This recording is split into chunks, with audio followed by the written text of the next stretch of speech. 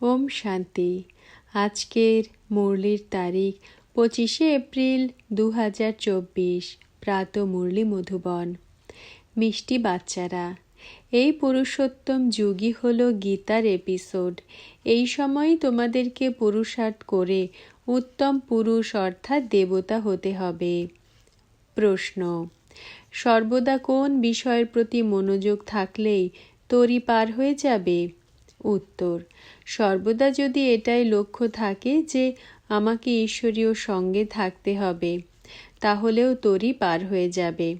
যদি সঙ্গদোষের প্রভাবে প্রভাবিত হয়ে কোনো সংশয় উৎপন্ন হয়, তাহলে জীবনরূপী তরি বিষয় সাগরে ডুবে যাবে। বাবা যেগুলো বোঝান সেগুলো নিয়ে বাচ্চাদের মনে কোনো সংশয় আসা উচিত নয়।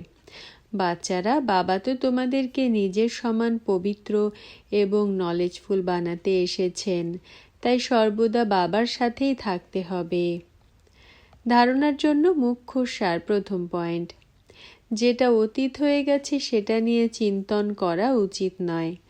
এতদিন যা কিছু পড়েছ সেই সব ভুলে কেবল বাবার কাছ থেকেই শুনতে হবে এবং নিজের ব্রাহ্মণকুল সর্বদা স্মৃতিতে রাখতে হবে।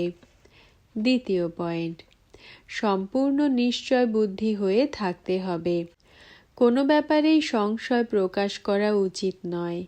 ঈশ্বরীয় সঙ্গ এবং পড়াশোনা কখনো ছাড়া যাবে না।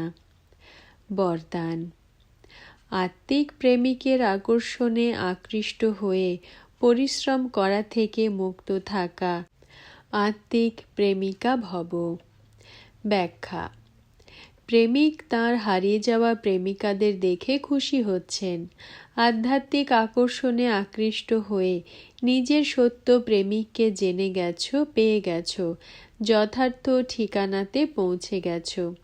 যখন এইরকম প্রেমিকা আত্মারা এই প্রেমের গণ্ডির ভেতরে পৌঁছে যায়, তখন অনেক প্রকারের পরিশ্রম থেকে মুক্ত হয়ে যায়। কেননা এখানে জ্ঞান সাগরের স্নেহের তরঙ্গ, শক্তির তরঙ্গ সদাকালের জন্য রিফ্রেশ করে দেয়।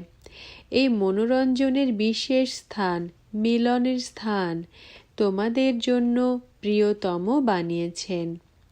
স্লোগান: একান্তবাসী হওয়ার সাথে সাথে এক নামী আর ইকোনমি হও। ওম শান্তি।